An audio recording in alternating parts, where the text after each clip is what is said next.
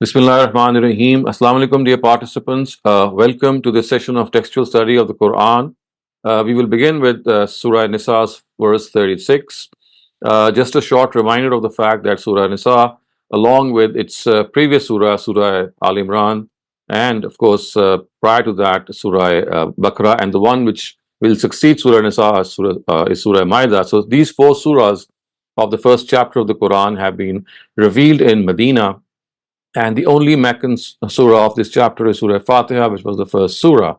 And we know from the description of the various chapters that we have been actually explaining on various occasions that every chapter of the Quran begins with one or more than one Meccan surah and ends with one or more than one Medinan surah. Also, the surah which is placed first in a chapter was necessarily revealed first as well. And within a chapter, surahs, they occur in pairs. Every surah has its own theme, and two surahs, when they come together, they form a composite whole. And the nature of the pairing of two surahs is that of complementary. They complement one another, and at times they supplement one another. And similarly, the nature of Meccan surahs is to the Medinan surahs, or the relationship between the two is that of a root with its stem. And that therefore you find the Meccan surahs to be very precise and concise and terse, and the Medinan surahs to be very elucidatory in their nature. Also important to note is that Surah Nisa forms a pair with its next surah, which is Surah Maida, and before that, Surah Baqarah and Surah Al Imran were also pairs. So if you keep this paired phenomena in your mind, you'll find out that there are things which two surahs they discuss and at times shed light on some of the things that are found in one surah and not the other, while the other surah would comment on these things which the other surah might refer to in a very brief way, but leave it for details to the next surah. As far as this current discussion is concerned regarding verse 36, from here begins a mention of good and bad models, and this is a very common style of the Quran that on most occasions, whenever the Almighty speaks about these models that have to be adopted, the normal style is that it begins with the directive of worshipping the Almighty and without, of course, associating any partners with Him.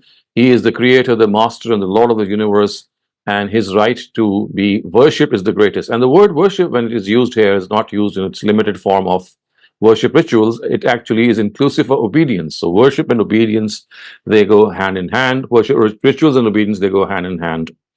So let's start off with this paragraph. Bismillah ar-Rahman ar-Rahim. Wa'budullaha wa la tushriku bihi shay'an wa bil walidayni ihsana wa bizil qurba wal yatama wal masakini wal jari zil qurba wal jari al junubi wa sahibi bil jambi wa ibn as-sabil wa ma malakat aymanukum inna allaha la yuhibbu man kana mukhtalan fakhura. And all of you worship God and associate none with Him. Show kindness to parents and also be kind to relatives, to orphans, to the destitute, to neighbors who are your relatives, and to neighbors you do not know, and to those that accompany you. Similarly, to the traveler and to slave men and women in your possession. God does not like the arrogant and the conceited. As you can clearly see that these models, as just a while ago I referred to, begin with the fact that it is God who is the most worthy of our worship, and it must be understood that the word worship here is used inclusive of obedience to God also. So not only following the rituals and observing them, but at the same time obeying the guidelines that He has given. One must also understand this, that rituals are not an end in themselves, they are a means to an end, and that is to become a better Muslim, a better human being. So if the rituals, they are not changing ourselves, they are not changing our lives, they're not improving us in any way, then there has to be something amiss, something that we are missing, and that must be actually pointed out for our own selves so that we can overcome it, because these rituals are meant to set us on the right path, and that path is to obey God, to be His true servant in the sense of the word that we speak of as abd. And at the same time, because we have a physical entity, this devotion towards the Almighty becomes inclusive of obedience, and the person who is actually following the Almighty in all His laws and is also trying to express his emotions of gratitude and love to him, is a person about whom we can say that he is, in fact, fulfilling the rights of doing ibadah, or as the Quran says, wa'budullah.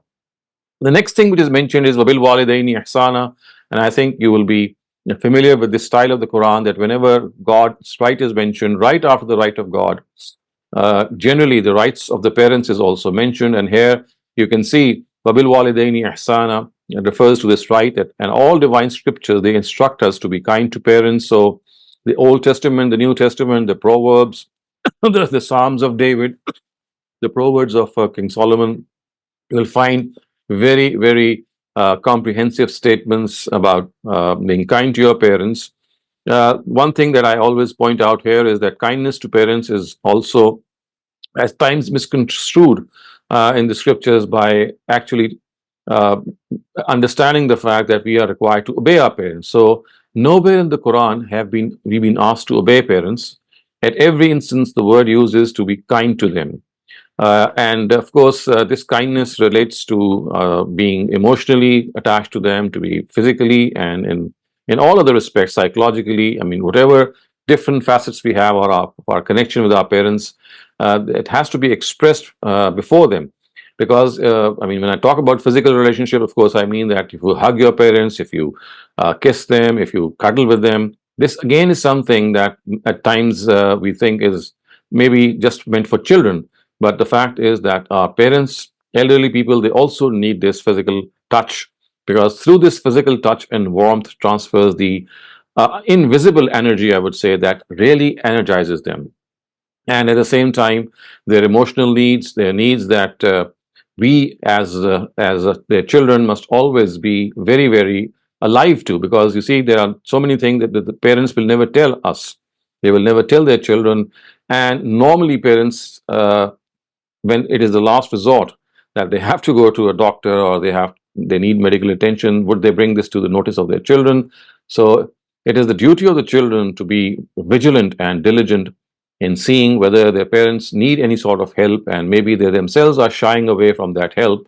But they have to find ways and means, the children have to find ways and means, so that they are able to not miss any point here. And then you see the list continues after the parents, as we have often seen, with the nearest kin after the parents being mentioned. So it's wabizil kurba, which means they're your blood relatives, those of our kin, and so that they have a right upon us after our parents. And then wal yatama wal masakin, the orphans and the needy.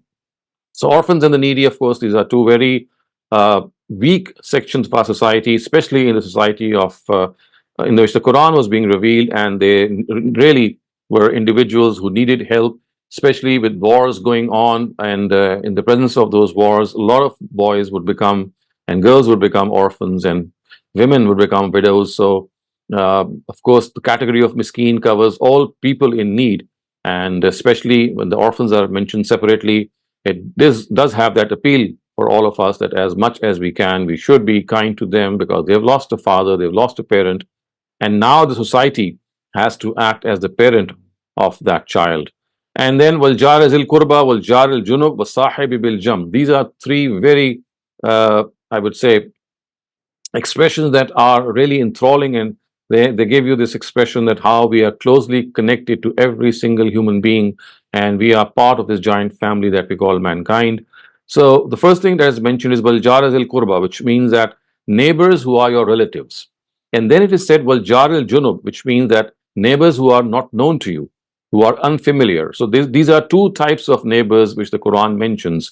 One of them, of course, is the type in which you have immediate access to in your on your right, on your left, or maybe down the lane, but they are known to you. Of course, neighbors refer to your immediate and adjacent people who live across maybe, or aside your houses. But the first thing which is mentioned is that neighbors who are relatives, and then the second is that those who are not your relatives, but they still are lying adjacent to you, so they too have the same right.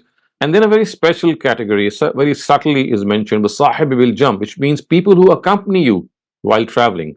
So maybe when you're sitting in a bus, in an aeroplane, in a in any public transport, even a person who may be temporarily sitting right next to you in the next seat, the Quran calls it to be wasahibi bil jam, that he is someone who is accompanying you as a traveler.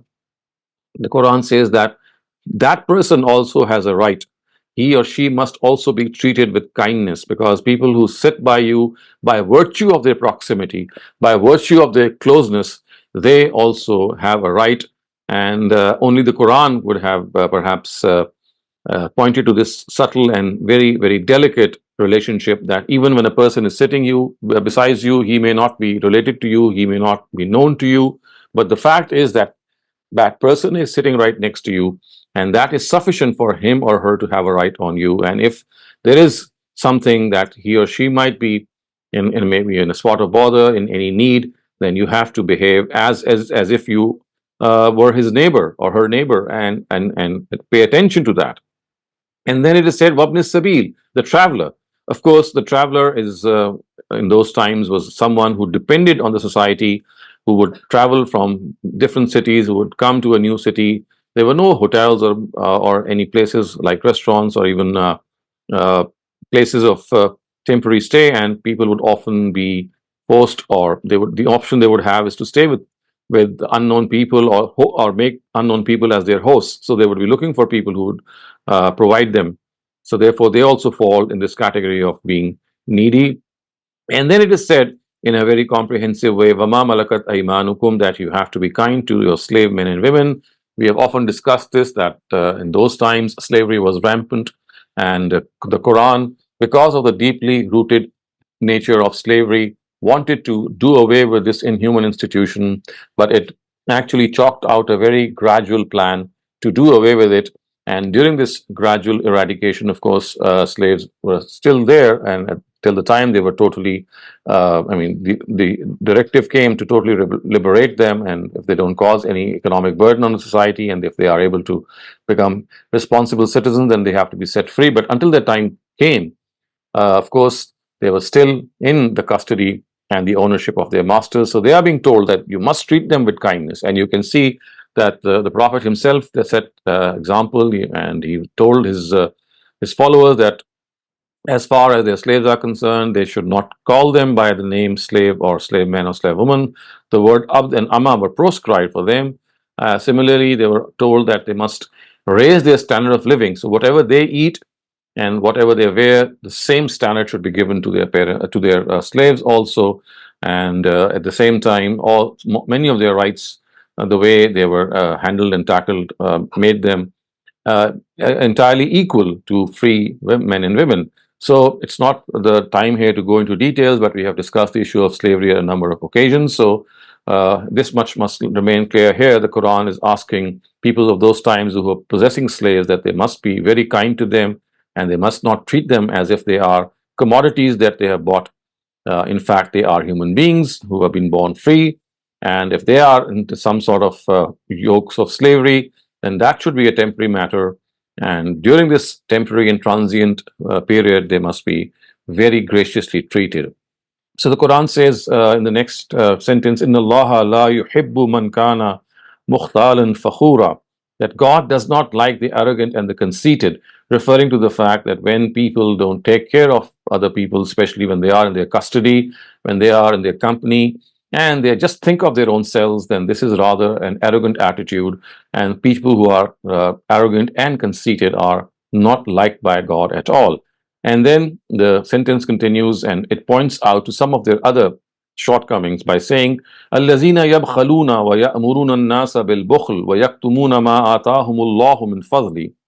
So, who are themselves miserly and urge others to miserliness as well, and who conceal what God of His bounty has bestowed upon them.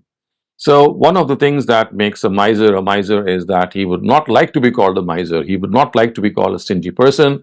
And the way that stingy people and miserly people often adopt would be that they would urge other people to miserliness as well, so that there remains no one to call them a miser. So if everyone becomes a miser, pointing out a miser would not be an issue of shame. So this is what misers normally do, that they try to make other people follow suit.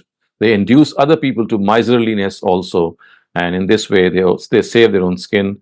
And then the Quran says, وَيَكْتُمُونَ مَا آتَاهُمُ اللَّهُ مِنْ فَضْلِهِ, and who conceal what God of His bounty has bestowed upon them, of course, referring to the fact that they have money, they have resources which are meant for their own selves and also for other people. But what they do is that instead of spending for the cause of God, they keep it to themselves, they conceal it, and in this way, God says, وَأَعْتَدْنَا لِلْكَافِرِينَ عَذَابًا مُهِينًا, that for such ungrateful people who are always thinking of their own selves, who are selfish, who are self-centered, Quran says, عَذَابًا مُهِينًا, the Almighty has prepared for them a very humiliating punishment. So, and then the further instance is said, وَالَّذِينَ يُنْفِقُونَ أَمْوَالَهُمْ رِئَاءَ النَّاسِ وَلَا يُؤْمِنُونَ بِاللَّهِ وَلَا بِالْيَوْمِ الْآخِرِ وَمَنْ يَكُنِ الشَّيْطَانُ لَهُ قَرِينًا فَسَاءَ قَرِينًا, and who spend their wealth for the sake of showing off to people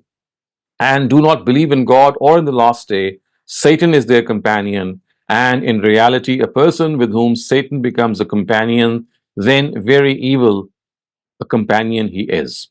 So you can see one of the things that is pointed out here is that they are people who normally don't spend. And when they don't spend, obviously they would like to keep things to themselves. And for fear of poverty, for fear of becoming or losing their assets, they just keep counting them and just putting them and placing them in their own safe houses so that no harm comes to them. But on occasions when they do spend, the Quran says that the element of spending is not because of the fact that they are doing so for the cause of God or to help other people. In fact, their intention is to show off their generosity. So they yunfiquna amwalahum ri'a an-nas, who spend to show off that yes, we are very charitable, we are very generous, and so that people call them to be charitable. So here again, if ever they do spend, then that spending is merely to boast and brag. And then the Quran says that in reality, they don't believe in God and in the last day. They may claim that they believe in God in the last day, but in fact, you can see because of these deeds that they often commit and these deeds that they often carry out, they are in fact they don't have any faith in reality in God and in the last day. وَمَنْ يَكُنِ الشَّيْطَانُ لَهُ قَرِينًا فَسَاءَ قَرِينًا, and in reality a person with whom Satan becomes a companion, then very evil a companion he is. So of course we have been told by the Quran that when a person continues to disobey God, then the Almighty actually deputes a devil. وَمَنْ يَكُنِ الشَّيْطَانُ لَهُ فَسَاءَ قَرِينًا, which means that actually a person, when he starts to forget God, he does not follow the directives of God, and the Almighty deputes a devil to him, which means that the devil is now going to become his guide and give him evil suggestions and make him go astray. And when this happens, then the Almighty says that how bad a companion is such a devil. وَمَاذَا عَلَيْهِمْ لَوْ آمَنُوا بِاللَّهِ وَالْيَوْمِ الْآخِرِ وَأَنْفَقُوا مِمَّا رَزَقَهُمُ اللَّهُ وَكَانَ اللَّهُ بِهِمْ عَلِيمًا. So it says that what harm could befall them if they had professed faith in God in the last day and spent from whatever God has bestowed on them, and in reality God is fully aware of them. So again, this longing feeling, this feeling that, well, what could best they have done was that if they were given this wealth, the best thing that they could have done was that they should have spent it in the way of God. But see what, instead of doing that, they end up accumulating their wealth, and if ever they do spend, then it is just to show off.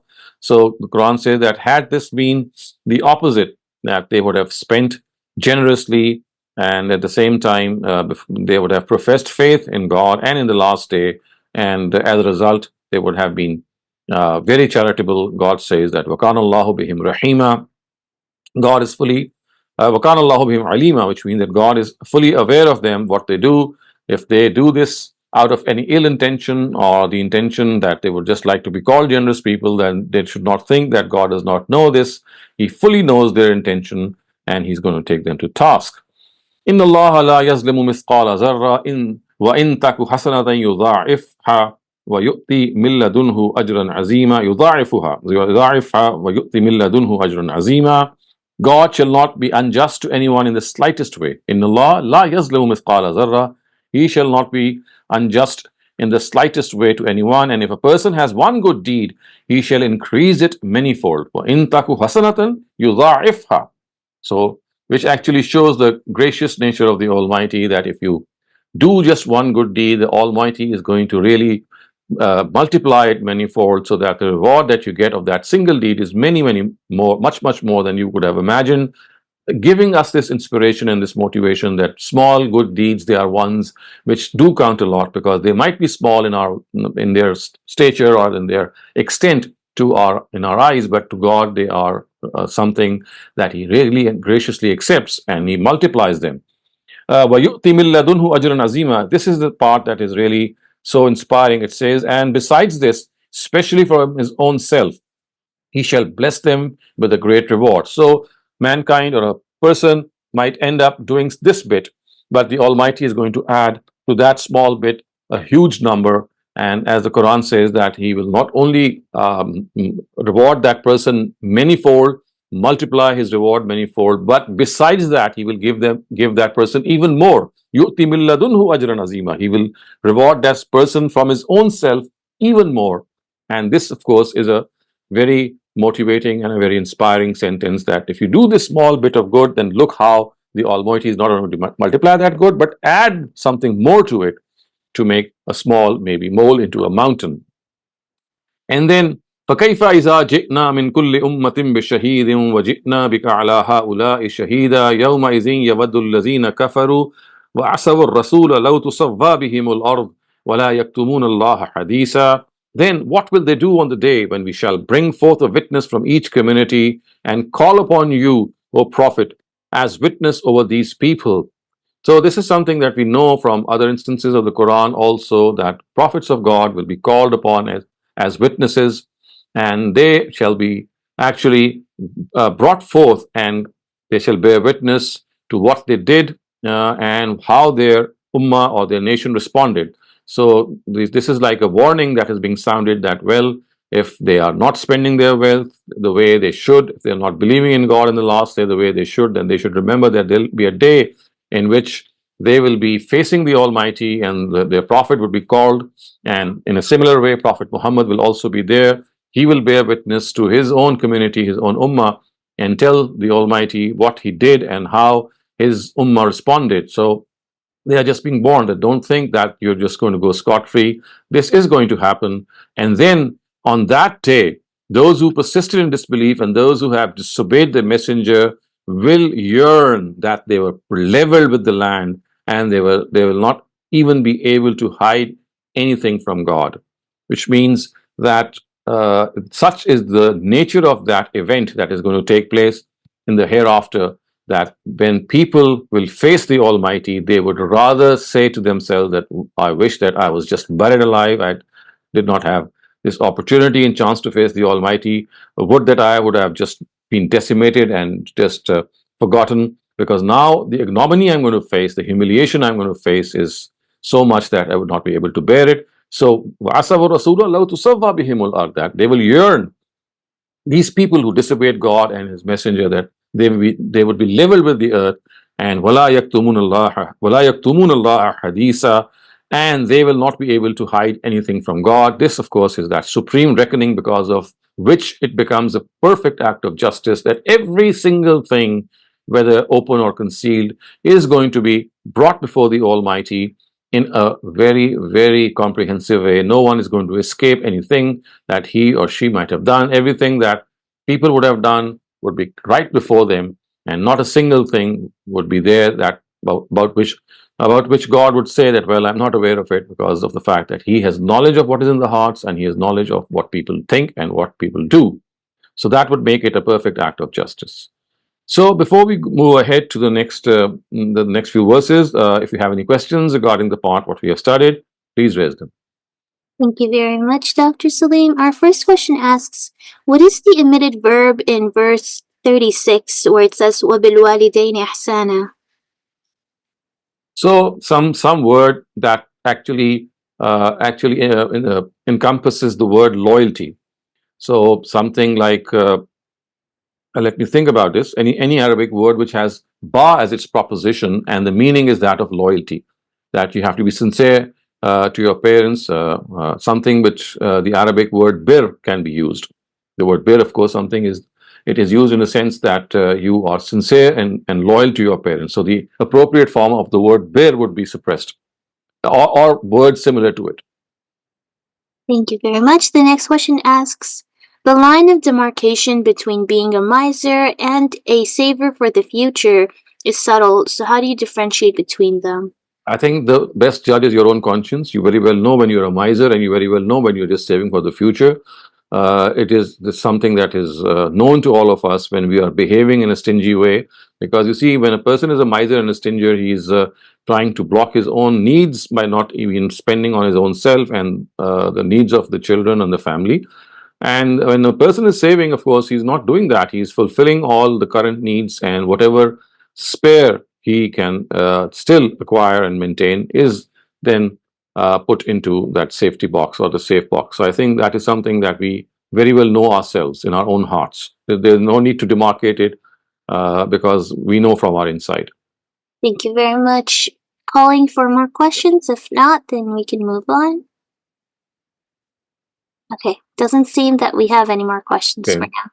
So let's move ahead. يا أيها الذين آمنوا لا تقربوا الصلاة وأنتم سكارى حتى تعلموا ما تقولون ولا جنب إلا عابري سبيل حتى تغتسلوا وإن كنتم مرضى أو على سفر أو جاء أحد منكم من الغائط أو لامستم النساء فلم تجدوا ماء فتيمموا سعيدا طيبا فامسحوا بوجوهكم وأيديكم إن الله كان عفوا غفورا.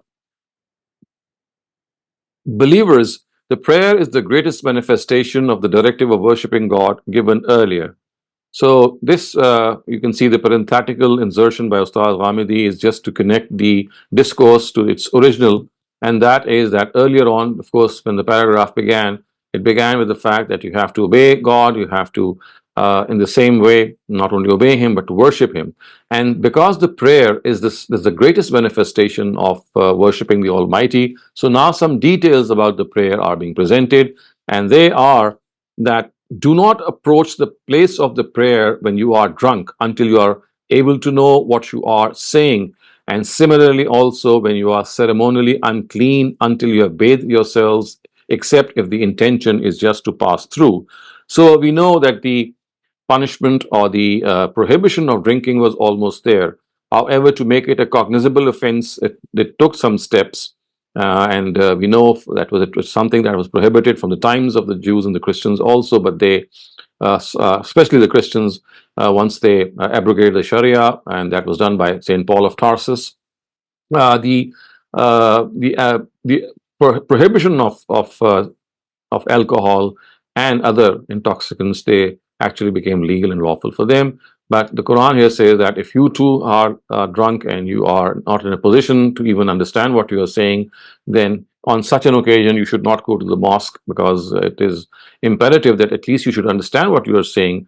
Otherwise, the whole purpose would be lost.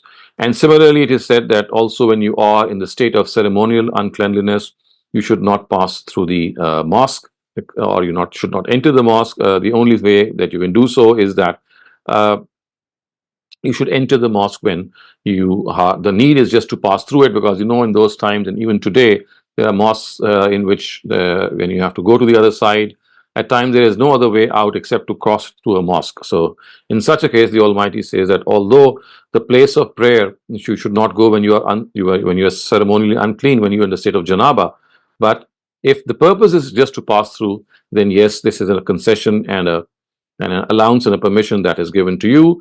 And then it is said, وَإِن كُنْتُم مَرْضَى أَوْ عَلَى سَفَرٍ, and if you are sick or on a journey, or when any of you has relieved yourself or have had intercourse with women, and there is no water. So these are the four states which are mentioned, that you are either sick, or you are traveling, or that you have أو جاء أحد منكم من الغائط, which means that you have relieved yourself or you have had no intercourse with women, you've had intercourse with women. And in the absence of water on all those four occasions, the Almighty says that in order to make yourself ceremonially clean, what you can do is you can do what you call as dry ablution, also called tayammum. And what exactly is the method of this dry ablution? It says, فَتَيَمَّمُوا سَعِيدًا طَيِّبًا فَتَيَمَّمُوا سَعِيدًا طَيِّبًا فَامْسَحُوا بِوُجُوهِكُمْ وَأَيْدِيكُمْ in Allah kana afuwan ghafura, which means that if you don't find water, then all that you need to do is that you do masa, or wipe your face and wipe your hands. So pick a clean surface, and in that clean surface, if you just tap your hands on that clean surface, and then you just wipe it over your face, and then wipe it over your hands until like this, that would suffice, and that is what we call as tayammum or dry ablution. That would be fine. And God says, in Allah kana afuwan ghafura, that God has given you this concession or this lenience because He is gracious and forgiving. So this does happen that when you are in these four situations, especially when you are sick and when you are traveling, water, in spite of the fact that water is there, we know that the Quran says, the falam tajidu ma'an fatayammamu sa'idan, that you look at some clean surface and you tap your hands, and if you do so, then that is something that can be sufficient for ablution as well. So, in kuntum marda aw ala safarin aw jaa ahadun minkum min al-gha'it aw lamastum an-nisa. So, in all these situations, and then this is how God relents on people, and as a result of that, you will now be declared or thought of as ceremonially clean, so that even if you are in a state of janaba, or as you can see, in other situations, then for this dry ablution or tayammum, that would be sufficient for you to actually enter in the state of purity and pray to the Almighty if the time of the prayer comes. ألم تر إلى الذين أوتوا نصيبا من الكتاب يشترون الضلالة ويريدون أن تضلوا السبيل والله أعلم بأعدائكم وكفى بالله وليا وكفى بالله نصيرا. Have you not seen those who were given the book of God, when before them the Sharia of the one who sent that very book is presented, then in place of it, they give preference to error and wish to see you go astray as well. So, of course, referring to the people of the book in this case, they are being told that they were given this book, and what did they do? That they were given this book, and what they do was they gave preference to error instead of giving preference to guidance. And وَيُرِيدُونَ أَن تَضِلُّوا السَّبِيلَ, and they also wanted that you people, which means the follow the Prophet Muhammad, they also go astray. So basically, what is being said is that these people, they were the first invitees of this book of God, because in their own scriptures was a mention of the fact that Prophet is going to come, and instead of being the first and the foremost to accept him as the Prophet, they ended up actually denying him. So, Wallahu a'lamu bi'adaikum wa kafa billahi waliyan wa kafa billahi nasira. God fully knows these enemies of yours. Do not pay attention to them, and rest assured that God is sufficient to support you, and God is sufficient to help you. So again, this note of assurance is sounded to believers that the Almighty knows who the enemies of the believers are, and they don't need to fear anyone because God is sufficient to support them. وَكَفَى بِاللَّهِ وَلِيًّا and وَكَفَى بِاللَّهِ نَصِيرًا. That support and help, they are, of course, there are things which only God has the option and access to. So therefore, if He is helping you and supporting you, you need not be in any way show this disappointment and dejection that your enemy is too powerful and he is going to overcome you. No, that's not going to happen, because the hand of God is there. The only thing is that you must do your due, which is that you must do your best and leave the rest to the Almighty. من الذين هادوا يحرفون الكلم عن مواضعه ويقولون سمعنا وعصينا واسمع غير مسمع وراعنا ليا بألسنتهم وطعنا في الدين ولو أنهم قالوا سمعنا وأطعنا واسمع وانظرنا لكان خير لهم وأقوما ولكن لعنهم الله بكفرهم فلا يؤمنون إلا قليلا. So it is here now that some of the pranks which were played by the people of the book is mentioned, that as far as the Quran is concerned, it tells these disbelievers that what you do is something is absolutely in front of God when you say these words, or ta'nan fid din, as this verse says, which means that they mock at religion. This is something which is clearly mentioned. And it also shows that the religion and the person of Prophet Muhammad are two names of the same entity, because the way they have been mentioned here, it is as if being disrespectful to the Prophet is like being disrespectful to religion as well. And as far as these mischief mongers would do, we can see that what they would do is they would change the pronunciation of certain names, thereby slightly twisting the tongue and by distorting the pronunciation, and thus they would create an artificial style in the tone. And the word, although it would be written in the same way, but it would be pronounced in a different way, and it would be totally different. So, for example, the word Samena wa Atana, you can see it literally means that we listened and we obeyed. So the Arabs would utter these words when they wanted to express their readiness and inclination to comply with the directive of an elder, a big chief, or a king, or any person who was in charge. And in Arabic, the word ta'a is used in the Quran to convey precisely this meaning. So when the mischief mongers among the Jews would go to the gatherings of the Prophet, they would say words samena wa ata'ana every now and then to show their obedience and docility, would change the pronunciation of these words, such as they would utter, instead of saying ata'na, they would say asaina. So the word ata'na means that we have obeyed. And if you distort the word to give it a new pronunciation and say asaina, so ata'na, asaina, they are very close. And they would say it in a fast way so that, I mean, you would not detect that change in pronunciation. So asaina actually means that we have disobeyed. So, because of the fact that the letters of both these words have a similar pronunciation and tone, they would be successful in this distortion. So, in this manner, they would convert a sentence expressing compliance and obedience to one expressing non compliance and disobedience. So, instead of saying Samena wa Atana, they would say Samena wa Asaina, which means that we heard and we disobeyed. So, the first sentence would mean we heard and we obeyed. But the second clause would say or mean that we heard and we disobeyed. So, in this situation, a decent and honorable person would consider quietly ignoring these comments to be the best option. Of course, people would catch them in this way, but on most occasions they would just ignore them. Also, if you look at the words isma ghaira musmain, which means that listen to what has not been said as yet. So, wasma ghaira musmain would mean just listen to what has not been said as yet.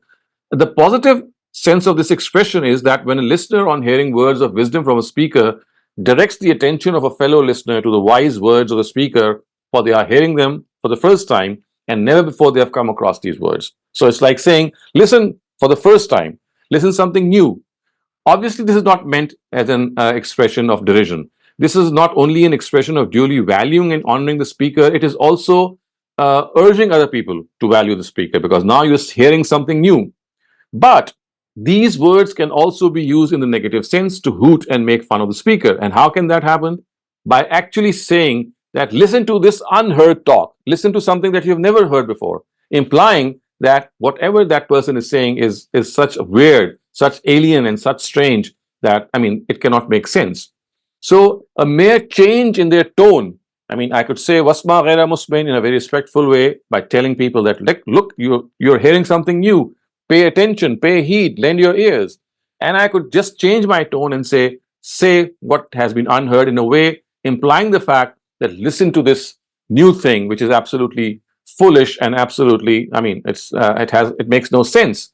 So both these meanings can be ascribed to this sentence. It's just a question how you would utter them and the tone and your body language. So this is something that the Quran has actually warned people that this should not be said. And then if you look at the word ra'ina, so the word ra'ina means that please make allowance for me. This is just as we say in English, in the English language, as pardon, please say it again.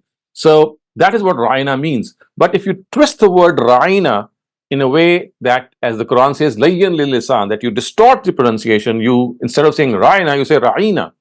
So ra'ina means, oh, our shepherd. And in this way, they would stress on the intonation of the word ain in ra'ina and make it sound like ra'ina. So that is what the Quran says, that, oh, our shepherd. So owing to this distortion by the Jews, the Quran has said that you should not use this word Raina. Instead of Raina, use the word Unzurna. Unzurna, which means exactly the same, that grant us some respite. I beg your pardon. We beg your pardon. Please say it again. It would be like saying the same word. But the Quran says that the way you would utter these words, if you do so how they do utter them, then they will make fun of you and they'll distort you. So instead of saying samina wa asaina, you say samina wa atana, and wasma ghaira musmain should be replaced by wasma wanzurna, which means listen and give us time. So the Quran has suggested some alternate words, so that when people use these alternate words, they give the right impression. And that is why the Quran says, "Lakana khairal lahum wa aqwama." It is better for them and more appropriate. But what happens is, "Walakin la'anahumullahu bi kufrihim fala yu'minuna illa qalila." But because of their disbelief, God has cursed them. Hence, seldom will they embrace faith. But again, this is something that has to be understood, that when the Almighty does do so, it is not because in any case that the person is worthy of being cursed, since in the sense that he is born with this curse. No, as you can see, the Quran says, "La'anahumullahu bi kufrihim." God has laid a curse on them because of their disbelief, of their known disbelief. They intentionally indulge in this act of disbelief, and فَلَا يُؤْمِنُونَ إِلَّا قَلِيلًا, and seldom will they embrace faith, which means that there is hardly any chance that they would embrace faith. يَا أَيُّهَا الَّذِينَ أُوتُوا الْكِتَابَ آمِنُوا بِمَا نَزَّلْنَا مُصَدِّقًا لِمَا مَعَكُم مِّن قَبْلِ أَن نَطْمِسَ وُجُوهًا فَنُرَدَّهَا عَلَىٰ أَدْبَارِهَا أَوْ نَلْعَنَهُمْ كَمَا لَعَنَّا أَصْحَابَ السَّبْتِ وَكَانَ أَمْرُ اللَّهِ مَفْعُولًا.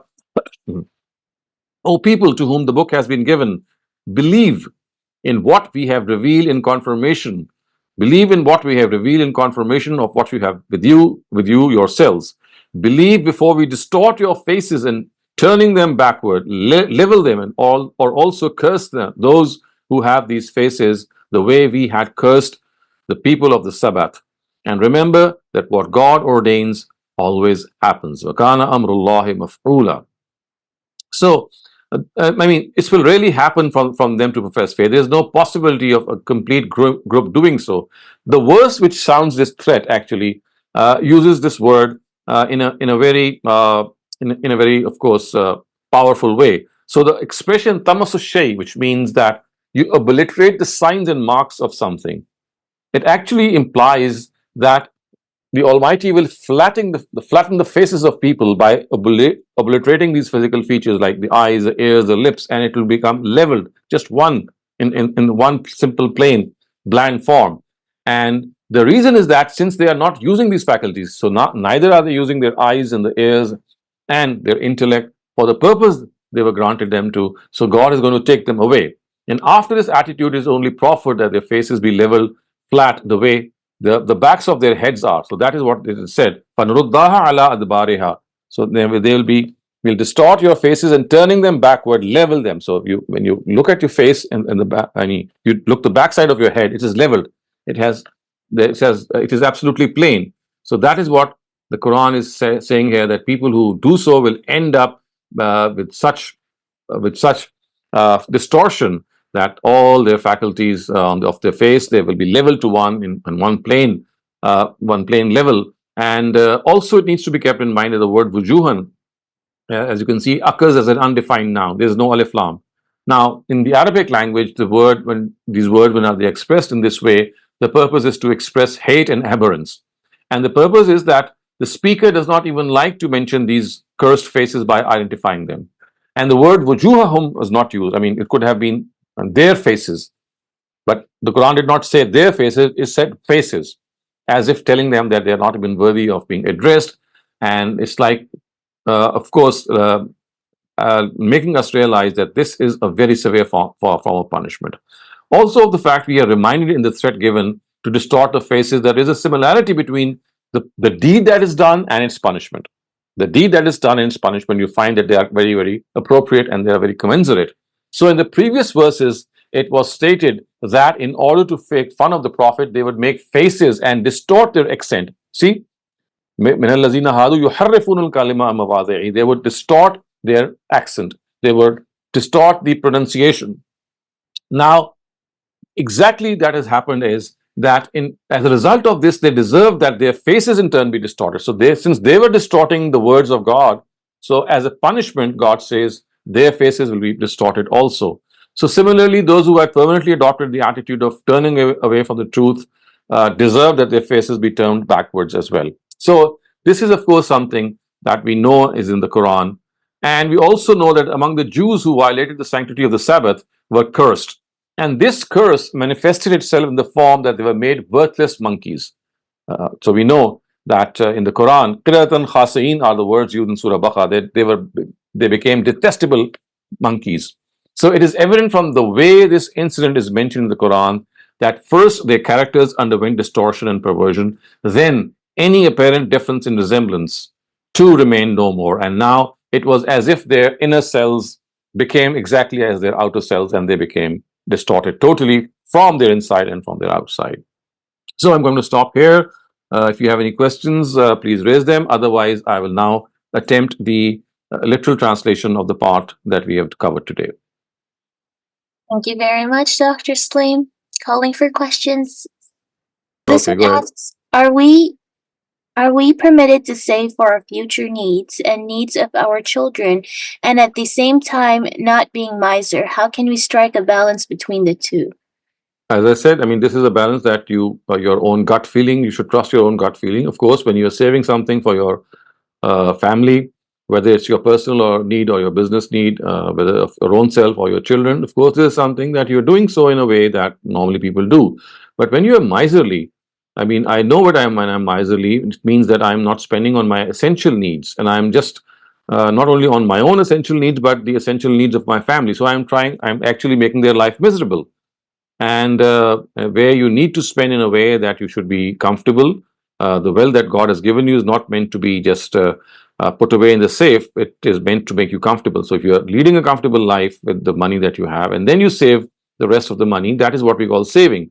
But instead of the comfort that God has given you, you deny yourselves. You become an ascetic, a hermit, and you just, try to live a life as if you were a fakir yourself or you were a pauper yourself. That is where you become miserly. Thank you very much, Dr. Saleem. That was it for all the questions for now. Okay, now I'm going to attempt the literal translation of the passages and the verses that we have just studied, so that once again you are able to have a closer look at this passage. And remember, this literal and idiomatic translation is done specifically so that you can come closer to the text of the Quran through the Arabic words, and by learning through some of the vocabulary and the nature of the construction. Without even learning Arabic, you will be able to grasp a major part of the Quran by translating it through some of the vocabulary that you have been repeatedly fed by actually understanding the Quran.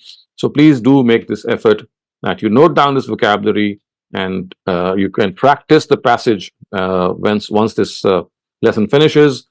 Do it for yourself. Maybe you can listen to it again, or by noting down the various meanings of the vocabulary that you come across, you can attempt that literal and idiomatic translation yourself. It's really going to help you. It's just a question of giving some more time and devotion. So here goes from verse 36. Wa'budullaha wa la tushriku wa and urbudu, worship Allah, God, and worship God. Wa and la, not tushriku, associate, bihi, with him, shay'an, anything, and do not associate with him anything. Wa bil walidaini ihsana, and with your parents be kind. And zil qurba, your kin, your kindred, your relatives. Wa and al yatama, the orphans. Wa and al masakin, the needy. Wal jar zil qurba, neighbors who are your relatives. Wa jar al junub, and neighbors who are unknown to you. Wa sahib bil jam, and people who travel with you. Wa bin sabil, and the traveler. وَمَا مَلَكَتْ أَيْمَانُكُمْ, and the slave men and women that you own. So what is being said here is that be kind to worship one God and do not associate partners with him, and be kind to your parents and to your kindred and to the orphans and to the needy, and your neighbors who you know and neighbors you don't know, and of course people who travel with you, and the traveler himself, and those who are in your in your possession as your slaves. Inna, indeed, Allah, God, la, not, yuhibbu, likes, man, he, kana, is, mukhtalan, conceited, fakhura, arrogant. So a person who is arrogant and conceited, in Allah la yuhibbu, God does not like that person. Allazina, he, or they, in fact, not he, they. Yabkhaluna. Yabkhaluna means who are stingy. Wa and ya'muruna. They suggest annas to people bil bukhl, to be stingy. So in other words, they are themselves stingy and they suggest other people that they also become stingy. Wa and yaktumuna, they hide ma, that atahumullah, what God has given them, and they hide what God has given them, min, from fazlihi, his blessings. So they hide what God has given them from his blessings. Wa a'tadna, wa and a'tadna, we have prepared lil kafirin, for these kafirs, for these ungrateful people, azab, punishment, muhina, humiliating. And we have prepared for these disbelievers a humiliating punishment. وَالَّذِينَ يُنْفِقُونَ أَمْوَالَهُمْ wa and الَّذِينَ, those who yunfiquna, spend, amwalahum, their wealth. Amwal is the plural of mal, and hum, of course, is a pronoun in the plural, which means them. So who spend their wealth, ri'a an-nas, to show off before people, wa and la, not, yu'minuna, believe, billahi, in God, wa and la, not, bil yawmil akhiri, in the last day. So who spend their wealth to show off to people and do not believe in God and the last day. Wa and man, he, yakun, is, shaitan, the Satan, lahu, for him, karina, associate, fasa'a karina, a bad associate. So a person with whom Satan becomes a companion, with whom a devil becomes a companion, then there's no worse a companion than Satan. Fasa'a karina, he's the worst of companions. Wa and maza, what will happen? Alayhim, on them. Law, if. Amanu billah, they believed in God. Wal yawmil akhir, and the last day. Wa anfaqu, and they spent. Mimma razaqahumullah, from that which God had gave them. Mimma, from that. Razaqahum, gave them. Allah, God. So what would have happened if they had professed faith in God and in the day after, in the hereafter, and spent what God has given them of his sustenance. So rizq, of course, is sustenance. وَكَانَ اللَّهُ بِهِمْ عَلِيمًا, wa and kana is Allah, God, bihim, to them, alima, aware. So God is aware of them. Inna Allah, inna, indeed, Allah, God, la, not, yazlimu, oppressive, misqala zarratin, the slightest. God is not the slightest oppressive on them. Wa and in, if taku, hasanatan, a is a virtue, and if there is a virtue done by them, which means that if a person has done one good deed, if a person has done one good virtue, yuza'ifha, God will increase it many fold. Wa and yu'ti, give, milladunhu, from himself, ajran, reward, azima, great. So if a person has done one good virtue, God is going to multiply that and also give more from his own self. Lot more. Ajran azima, great lot more from his own self. Fa kaifa, therefore what? Iza, when. Jitna, we will bring. Min kulli ummatin, from every community. Bishahid, a witness. So what will happen when we will bring forth a witness from every community? وَجِئْنَا بِكَ عَلَى هَؤُلَاءِ شَهِيدًا, and we shall bring forth you, which means, O Prophet, you, عَلَى هَؤُلَاءِ, on these people, shahida, as a witness. Yawma izin, on that day, يَوَدُّ الَّذِينَ كَفَرُوا, those who have disbelieved would like, wa asawur rasula, and those who have disobeyed the Prophet. Asaw, which means disobeyed. A Rasul, of course, messenger. So on that day, those who have disbelieved and those who have disobeyed God's messenger, what will they long for? Law tusawwa bihimul ard, that the earth becomes level. Law, would that. Tusawwa bihimul ard, becomes level with them. It becomes flattened with them. Wa and la, not, yaktumuna, hide, Allah, God, hadisa, anything, and they will not be able to hide anything from God. It would be all that they have with them will be known to God. Ya ayyuhallazina amanu la taqrabus salata wa antum sukara. Ya ayyuhallazina amanu, O you who believe, la not taqrabu, go near, as salata, because the word taqrabu is used, of course this is enough indication to tell us that the word salat is actually referring to, not to salat itself, but to the to the place of salat. So, O who believe, do not go to the place of salat, which is the mosque, wa, and antum, you, sukara, are in a state of inebriation, intoxication. So do not go into the place of prayer while you are in a state of intoxication. Hatta, until, ta'lamu, you know, wa, ma, that, taquluna, you are saying, until you understand what you are saying, which means that you know, you're able to at least know what you're uttering. Wa, wala junuban, neither in the case when you are ceremonially unclean. Don't go to the mosque when you are in the state of janaba. Illa, except abiri sabilin, if the purpose is to just pass through. I mean, if you just go to pass through the mosque, that is fine. Hatta, until taghtasilu, you have washed yourself thoroughly, which means that you should not go to the mosque and unless of course you've come out of your state of janaba by washing yourselves and bathing yourselves, except if the purpose is to just pass by the mosque. Wa, and in, if kuntum, you, marda, are sick, aw, or ala safarin, or on a journey. If you are sick or on a journey, aw jaa ahadum minkum, aw, has gone anyone, ahad minkum, from you, min al ghait. So ghait actually means a place which is a low-lying area, and this is often referred to a place where people in their old times would go to relieve themselves. So this is like it's like a word which signifies relieving oneself. So aw jaa ahadum minkum min al ghait would mean, or you have relieved yourself from the call of nature. Oh, or la mastumun nisa, you have touched women. Of course, la mastum again is a kanaya, which means it's a indication of the fact that you have had intercourse with women. Falam tajidu ma'an, and you do not find falam tajidu ma'an, and you do not find any water so that you could do your wuzu in such a situation. Then the Almighty says that in this situation, fatayammamu sa'idan.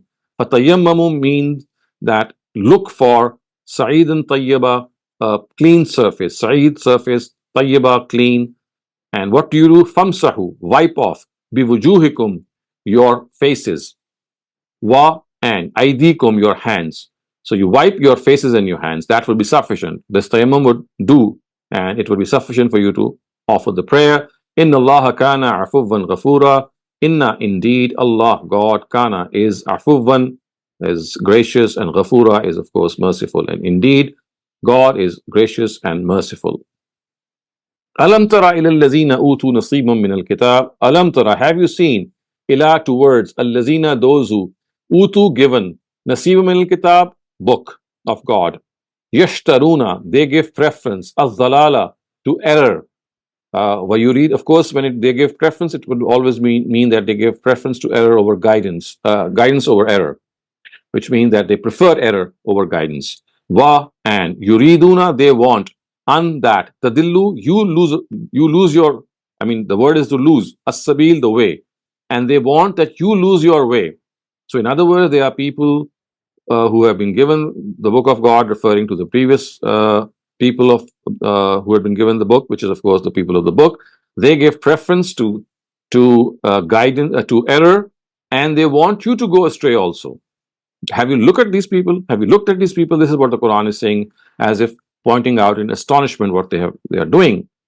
Wallahu a'lamu bi'a'daikum. Wa, and Allah, God, a'lam, knows, bi'a'daikum, your enemies. God, and God knows your enemies. Wa kafa billahi waliya. Wa, and kafa, sufficient, billah, God, waliya, your friend or your support, and sufficient is God as your support. Wa kafa billahi nasira. Wa, and kafa, sufficient, billah, God, nasira, your help, and sufficient is God as your help. So in other words, what is implied is God is a sufficient support for you, and God is sufficient help for you. Min allazina hadu, from among the people who call themselves, or who are called Jews. Hadu, who are called Jews. About them now this is being said. Yuharrifuna al-kalima. They would change. Yuharrifuna, they would change, or they would twist. Kalima, Mawazihi. What they would do is they would change the words from their places, from their places. Mawazihi wa yaquluna. I mean, which means that they would strip the words from their context. They would twist the words, yuharrifun al kalima am mawadhihi, from their context. Wa, and yaquluna, they would say, sami'na, we have heard. Wa, and asayna, and we have disobeyed. So you see, instead of saying samina wa ata'na, which means that we have heard and we have obeyed, they would say we have heard and we have disobeyed. This they would say in a very fast way, so that the word ata'na actually becomes asayna. Wa, and isma ghayra musmain, hear what has never been heard. Isma, hear. Ghayra musmain, that which has never been heard. And I've just explained what this means. Wa, and ra'ina. Ra'ina means pardon. Please give us some space. Layyam bi alsinatihim. Layyam, twisting. Bi alsinatihim, their tongues. Wa, and ta'nan fid deen, by mocking religion. So from among the Jews who would change the context of the words and they would say, we have listened and we have disobeyed, and listen to what has never been heard. And ra'ina, they would say as ra'ina, as if it would mean our shepherd. And this they would do by twisting their tongues and mocking at religion. Va, and law annahum, would that they, qalu, had said. So instead of saying these words, would that they had said, Sami'na wa ata'na, we have listened and we have obeyed. So instead of saying Sami'na wa asayna, they should have said Sami'na wa ata'na, we have listened and we have obeyed. Wasma', and listen. Wanzurna, and give us space, give us time, which means that this is the proper way to say. Lakana khayral lahum wa aqwama. Lakana, it is. Khayral lahum, better for them. Wa aqwama, and more appropriate. Wa, walakin, but. La'anahumullah, God has laid a curse on them. Bikufrihim, because of their disbelief. Bikufrihim, because of their disbelief. Fala, therefore not. Yu'minuna, they believe. Illa, except. Qalila, seldom. So they seldom believe, which means that they scarcely believe, because of the curse that has been laid on them by the Almighty, because of their disbelief. Ya ayyuhallazina utul kitaba. O you who have been given the book. O you. So Ya ayyuhallazina is O you utu, given, al kitaba, the book. Aminu, profess faith. Bima nazzalna, in what we have revealed. So profess faith in what we have revealed. Musaddiqan lima ma'akum, because it is in confirmation with what we have revealed before you. Musaddiqan, in confirmation, lima ma'akum, what is before you, with you, min qabl, before that, which is with you before that. And what is going to happen before so it says that the book that is before you, before something happens. And what is that? An nat misa wujuhun, that we twist your faces, we distort your faces. Fanruddaha ala adbariha, and turn them backwards. Naruddaha, we turn them backwards. Or nal'anahum, we curse them. Kama la'anna ashab as-sabt, the way we cursed the people of the Sabbath. Wa kana amrullahi maf'ula. Wa, and kana is amrullah, the God's directive. Maf'ula, wa, is bound to happen. So the directive of God is bound to happen, which means that whatever He ordains, whatever He orders is bound to happen. It shall always be done. So with this we come to an end to the literal and idiomatic translation as well. And if you have any questions regarding this literal and idiomatic translation, please also raise them. Thank you very much, Dr. Saleem. The first question asks, praying Salah without understanding Arabic, can we infer that this is equivalent to being drunk? Will such prayers be accepted by Allah? No, actually this is what is not is meant here. Hatta ta'lu ma taqulun would mean that you are actually hearing or you understand. It's not literally understanding. It does not mean literally understanding the meaning.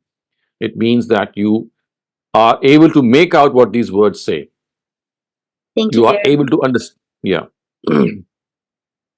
The next question asks, why is the Arabi Sabil cannot be related to traveling? Because of the fact that the place of exception is La Taqrabu Salat. The place of Salat is being discussed.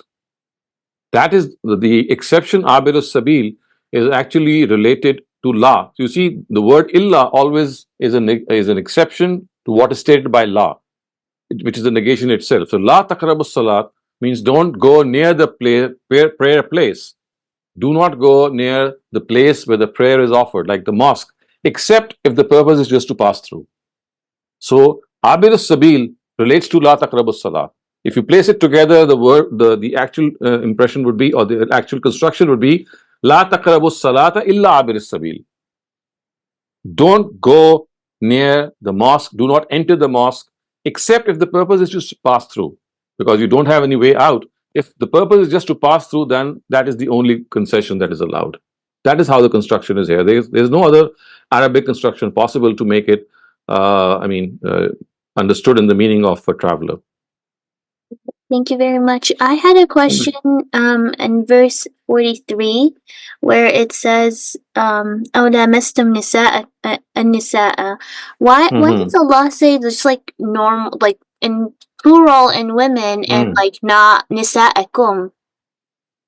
Because the word alif lam here is nisa'akum. I mean, it's not called Iwazan anil muzafale. Actually, it is lamastum nisa'akum.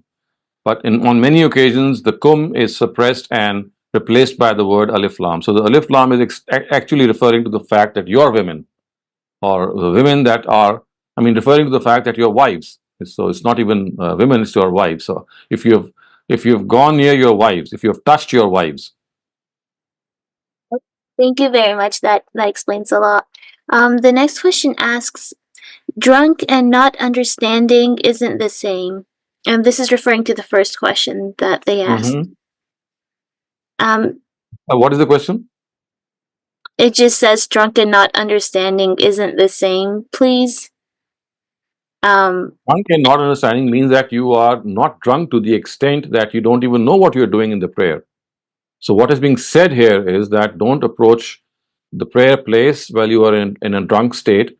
At least you should be able to, you should be in a situation that when you are going to the presence of God, you should know what you're doing. You should know what you are offering. You should be understanding what you are offering.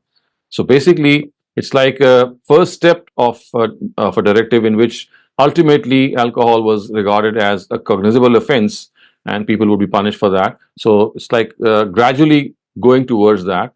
And the first step is that the biggest obligation that you owe, of course, is the prayer that you offer to God.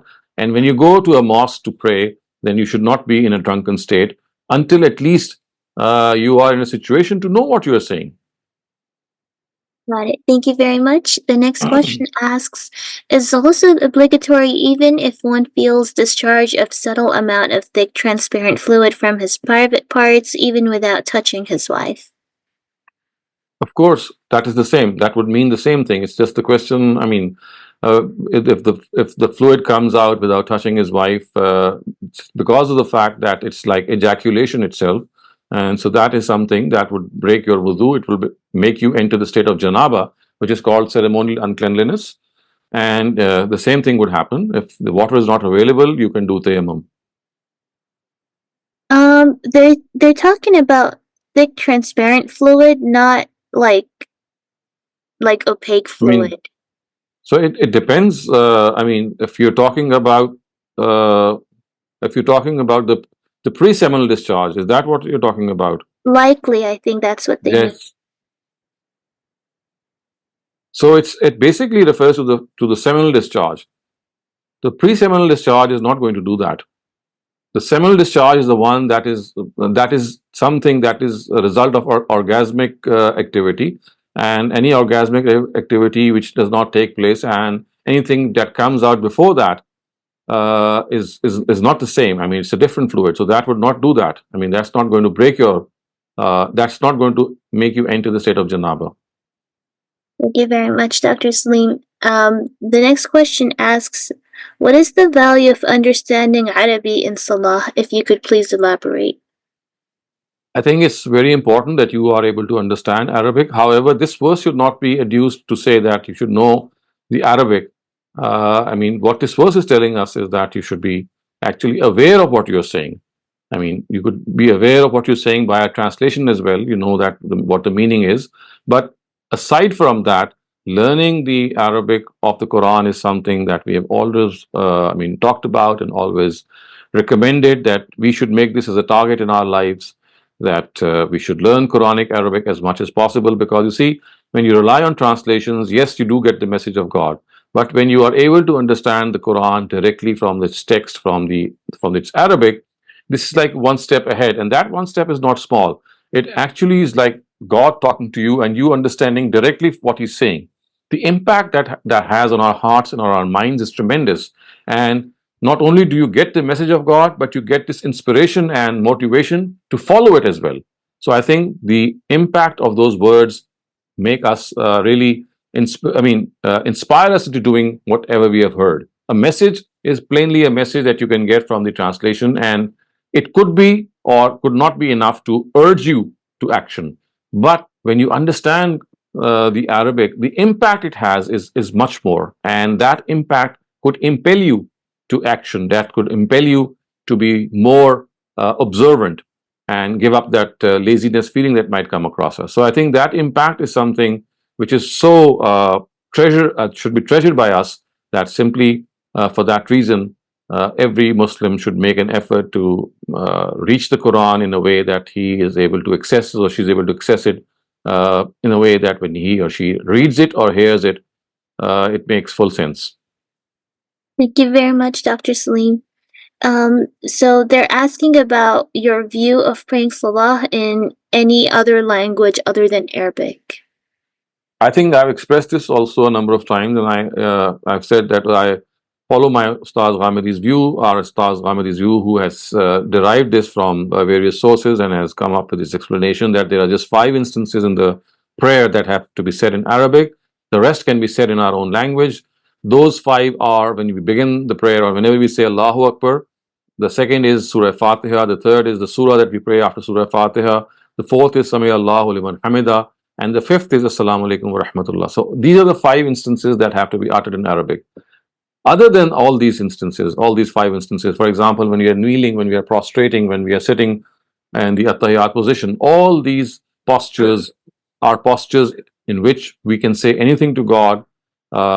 Say it in our own language of the nature of expressing gratitude to Him, asking for His forgiveness, making a dua, and doing all sorts of other forms of zikr or remembering God. Thank you very much, Dr. Saleem. That was it for all the questions related to the topic. Should we open the floor to non-topic related questions? Yes, please. Okay. So you may either raise your hand or place them in the chat. We have a question that asks, where is Sabbath people mentioned in the Qur'an? All that you need to do is just Google. They are mentioned in several places in Baqarah, in Surah, I think Araf, and then Anbiya. So there are a couple of instances. So just type the word Sabbath and say Sabbath in the Quran, and the verses will come up. Riyaz, do you have a question? What I'd like to ask is if it's possible for you to speak on the state of Ummah, to where we have, how we have come to be where we are, and then what do we need to do to kind of go to a place where we need to accomplish a place where we are in this world. This is a vast topic, but just to give you this. It may not have to be right now, but it could be in a form that we could sort of listen to you. I think I have already gave this talk a while ago. Maybe Mariam can tell you. I think this quick question came up in one of our sessions, and we had a detailed discussion. But maybe we can have it again as well. Okay, thank you. This is in regards to finding a goal? It's regard to overall. I just want to know. It always irks me to see that we keep blaming ourselves as Muslims for this and that, for little petty things. But I don't think that's our problem. My problem is a lot more bigger than where we are. So my specific sort of question would be, how have we all been divided the way we are, and in terms of countries, in terms of places, and then all of a sudden now we find that we're all divided into chunks, and there is no concept of ummah anymore. And what it is basically we're all sort of even looking at each other, but at the same time, even those who are looking at each other, they're prone to vulnerability too. So I'm overall looking for a direction as to how we came to where we are and how we can pick up and go to where we need to. Okay, inshallah, maybe we'll do that some other time in detail. Great, thank you. Please message me on WhatsApp so I can send you the link to any previous sessions that might have discussed this. Salman Aziz, please go ahead. So my question was regarding a question that was asked from Ustad Javed Ahmed Ghamidi, that will the Jews will go to Jannah? To which he replied that everybody will be asked about what guidance they received, what the prophets they were upon, taught upon, and the answer was not clear. Could you please elaborate if you are familiar with that question and answer? Well, you see, in general, if you're just talking about the Jews, or if you're talking about any non-Muslim, is the same. That it is the lack of information or the extent of information which a person has that is make him or that person or that community liable to accountability. So it would be different for people who are living in the times of the Prophet Muhammad. For them, of course, the argument was that whatever questions they had, they were totally replied, and the Quran says that kafaru min ba'di ma arafu, that they denied the Prophet in spite of the fact that they were totally convinced of him, and so they were doomed in this world. Jizya was imposed on them, and this is how it went in the times of the Prophet. But if you talk about Jews who came later, or maybe today's Jews, or even non Christians and others, again it depends on how and where they are placed. In their national capacity, we know that there is a law for the Israelites, and that is if they continue in this form, in this situation where they have actually denied Jesus and tried even to kill him, then for them is this punishment of subservience to the followers of Jesus. So they are going to remain subservient to the followers of Jesus in their community, in the form of a community, till the day of judgment, unless they realize this and come out of this denial. So this is like the collective punishment. But individually, of course, in the hereafter, they will be questioned about their information that they had, whether they were critical seekers of the truth, that they sought the truth in the same way as should have been done. And if there was any excuse that came their way of not accepting Jesus, and then of course later on Prophet Muhammad, because remember, Jews are charged with two counts. They have denied Prophet Jesus, and they deny Prophet Muhammad. So of course everyone will be asked that what exactly is the reason. So in the form of their community, their punishment in this world, I've just described that to you, is that they'll continue to live in subservience. But in the next world, they will face the same punishment of, severe punishment of hell, unless, of course, on individual basis, the Almighty finds out that that a particular person has a legitimate excuse. For example, person living much later, he could not get the information that was required, or maybe he did got it, but of course, the way he got it was in a distorted way, or maybe the actions of the Muslims, the way they behave, made him go away from Islam, and all these things that might give him some legitimate excuse. So that would then be a question that he will have to face, that did he try enough? But I think personally that if a person did try enough amongst the Jews and still ended up on the wrong side of things, the Almighty, in all intents and purposes, might treat him leniently. So it all depends on where the person is placed and what exactly is his relationship with the truth. Salman Aziz, did that answer your question, or do you have a follow-up? Thank you very much, sir. I have personally sent you on the WhatsApp that link of Facebook page about the question, because there was quite a hue and cry from different circles about the answer given by Ustad Ghamidi, that it is not correct at all. So if you kind enough to please look at it in your own time. Yes, I know that. This is because, you see, what happens is that generally there are ahadiths which say that all Muslims, and they give this impression that all Muslims are destined for heaven and all non-Muslims are destined for hell. And there are verses in the Quran which have been misinterpreted as well. So because of the fact that the general interpretation is that finally every non-Muslim, whether he's a Jew or a Christian or a Hindu, is going to end up in hell, because this is the general perception. So when this is the general perception and they receive an answer which is contrary to this general perception, there is going to be a hue and cry.